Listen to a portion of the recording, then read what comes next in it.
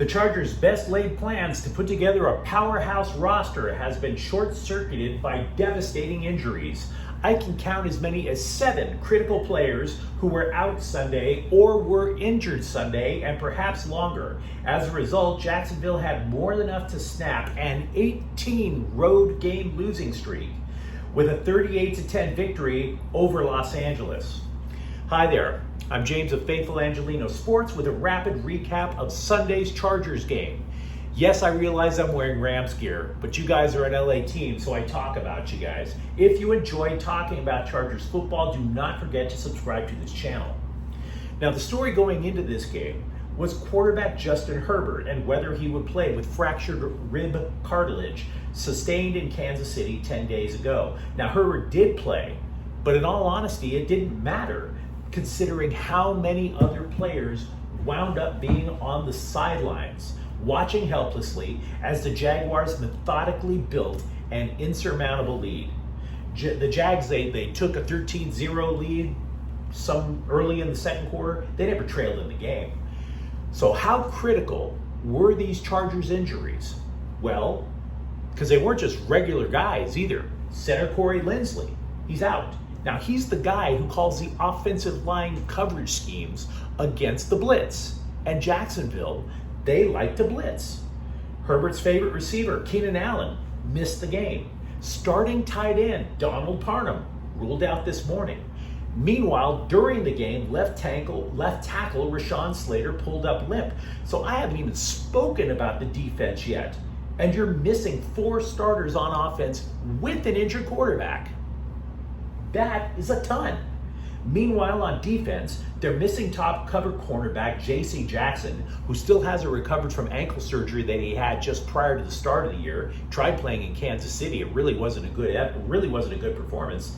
And then in the second quarter of today's game, defensive end Joey Bosa limps off with a groin injury.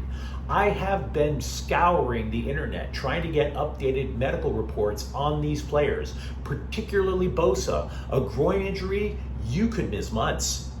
And we don't know that yet, so I'm not making a prediction. I'm saying you could miss a significant amount of time. The most painful example of how banged up the Chargers defense was came in this crucial play in the third quarter. Jacksonville had 4th and 1 at the 50-yard line. They rushed James Robinson to the left side. That would have been Bosa's side. However, the Jaguars, they pulled the guard, they overwhelmed that side of the ball, and once Robinson got through the line of scrimmage, he was gone. 50-yard touchdown run. That put Jacksonville up 23-10 in the third quarter. Had they held, the Chargers were in the game. Once that touchdown run came through, ball game, it's done. And oh, by the way, Trevor Lawrence winds up throwing 3 touchdowns to 3 different players.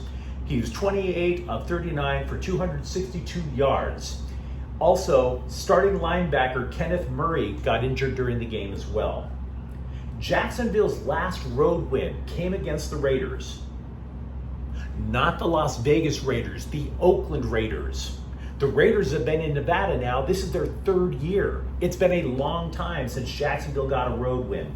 Now, when a football team loses, it's very common to look for scapegoats. You've got this long time between the loss and the next game. So yeah, you do start looking to point fingers. The only thing I would say off the top of my head, and I'm not saying that this is automatically correct, is that if you knew that these many players were out, perhaps you schemed differently, particularly on offense, especially with an injured quarterback. Perhaps, in my opinion, you should have taken great pains to establish the running game, but LA clearly did not do that. Austin Eckler rushed only 4 times, 5 yards. Sony Michel is actually the team's leading rusher today with 22 yards. The Chargers rushed for just 26 yards as a team, so they didn't try to establish the run. They let it all go on an injured quarterback. Now, Herbert, he did his best. He passed for 297 yards. He was 25 of 45. But let's be real. How much of a difference could that possibly have made? The best thing that happened to the Chargers today was that Kansas City lost. Had the Chiefs won, LA would have been 2 full games behind them. As it stands, being 1 game behind is a lot more palatable with 14 games left in the season. Simply put, it's tough love. The Chargers have to wait it out until their players heal, and I don't know how long it's going to take, particularly for Bosa. A groin injury can take months. Now, I recognize this news is not particularly pleasant, but it is truthful. It has to be truthful. Football is a game played by grown men. Dealing with adversity is the mark of a grown man, and that's what the Chargers are up against. Now, if you enjoyed this conversation, don't forget to comment on it. Don't forget to subscribe to Faithful Angelinos. We do talk Chargers football here. Thank you for watching. I'm James. We'll be back with a Rams Rapid recap. Faithful Angelinos is a Kian Corte El Queso production. Take care.